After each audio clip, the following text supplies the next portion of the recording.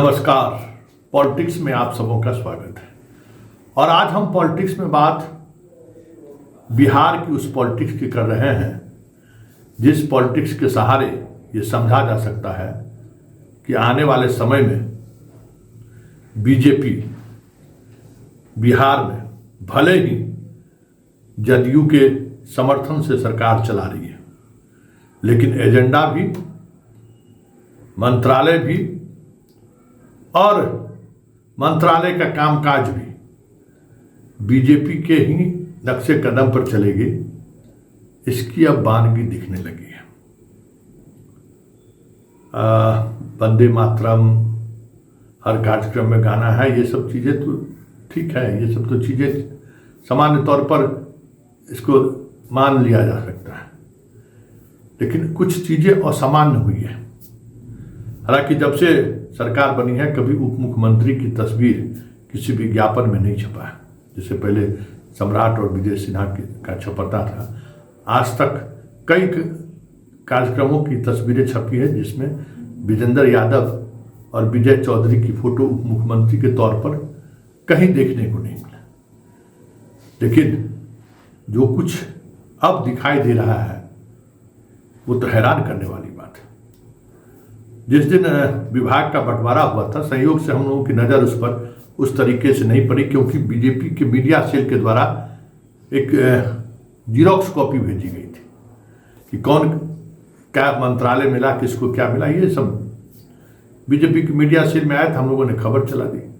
लेकिन कैबिनेट से जो चिट्ठी जारी हुई उस पर संयोग से आज नजर पड़ गया। ये 15 अप्रैल की चिट्ठी है जिसमें 3 लोग शपथ लिए थे। मुख्यमंत्री सम्राट चौधरी, ठीक है, उप मुख्यमंत्री विजय सिंह चौधरी और उप मुख्यमंत्री विजेंद्र यादव। देख रहे हैं, कहीं कोई कंफ्यूजन नहीं है। पढ़ते अमृत चीफ सेक्रेटरी का इस पर दस्तखत भी है। और अब देखिए, अभी जो पत्र जारी हुआ है उसी विभाग से, गौर करिए, सम्राट चौधरी मुख्यमंत्री हैं, विजय चौधरी उप मुख्यमंत्री नहीं है, विजेंद्र यादव उप मुख्यमंत्री नहीं है। मतलब 15 अप्रैल को शपथ हुआ, 7 मई को नई सरकार के गठन के बाद मंत्रिमंडल का विस्तार हुआ और विस्तार होने के साथ ही दोनों उप मुख्यमंत्री को जो दर्जा दी गई थी वो दर्जा वापस ले लिया गया, या यूं कहिए छीन लिया गया। क्या कहेंगे इसको? क्या संकेत है? तस्वीर तो पहले से ही नहीं लग रही थी।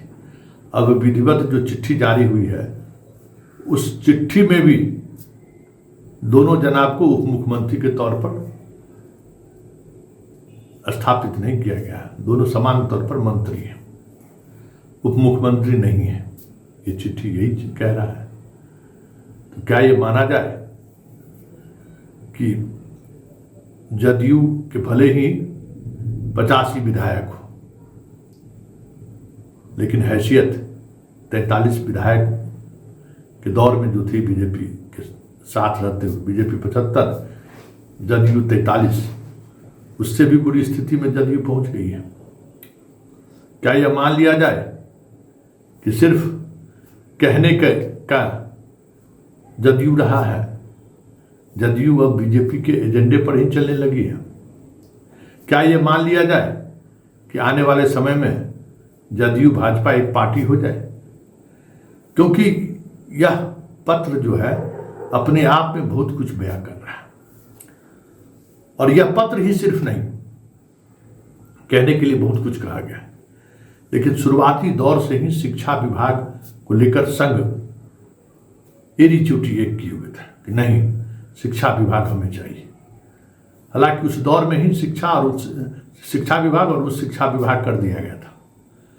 फिर भी मंत्री सुनील कुमार ही थे। संघ की इच्छा थी कि शिक्षा होनी चाहिए, और ये इस बार वो इच्छा भी संघ की पूरी हो गई। और संघ की इच्छा पूरी होते हुए ही मिथिलेश चौधरी जैसे लोगों को शिक्षा मंत्री बना दिया गया। जो मिथिलेश चौधरी अपने पहले ही प्रेस कॉन्फ्रेंस में संस्कृति क्या क्या बात करनी शुरू कर दी।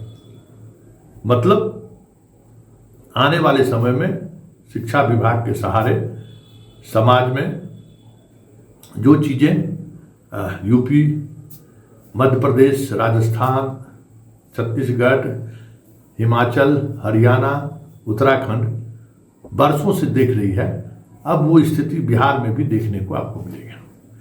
मतलब पूरी सरकार का भगवाकरण तय हो गया है। भले विजय चौधरी प्रेस कॉन्फ्रेंस करके कहा हो कि हम 3 C से कंप्रोमाइज नहीं करेंगे, करप्शन, कम्युनलिज्म और तीसरा क्राइम।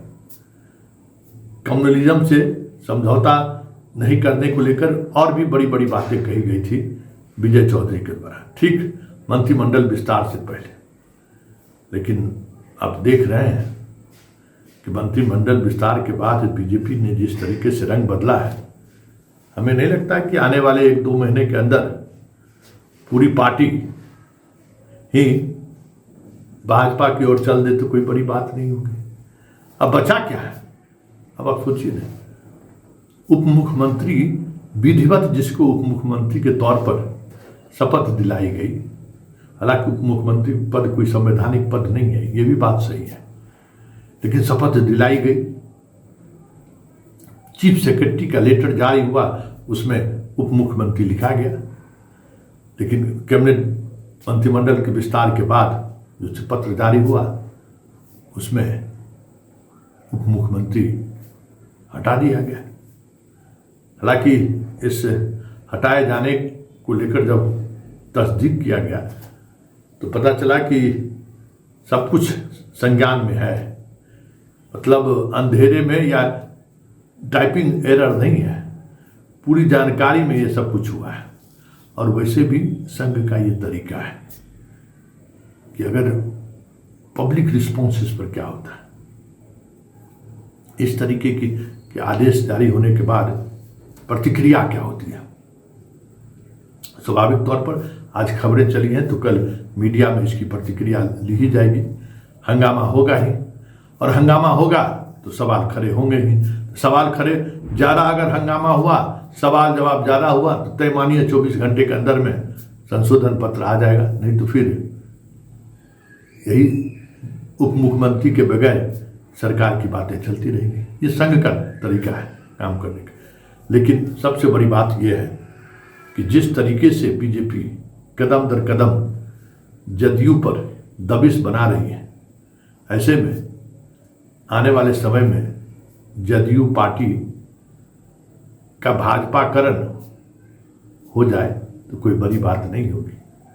जैसे नीतीश के रहते हुए बीजेपी भगवाकरण नहीं करा पाई पार्टी को और संगठन और सरकार और जिस विभाग के मंत्री रहे, उसी तरीके अब हमें लगता है कि जदयू एक बड़ी पार्टी के बावजूद भी बिहार को के भगवाकरण को अब रोकने की बात उनके मुद्दे से बाहर निकल गई है।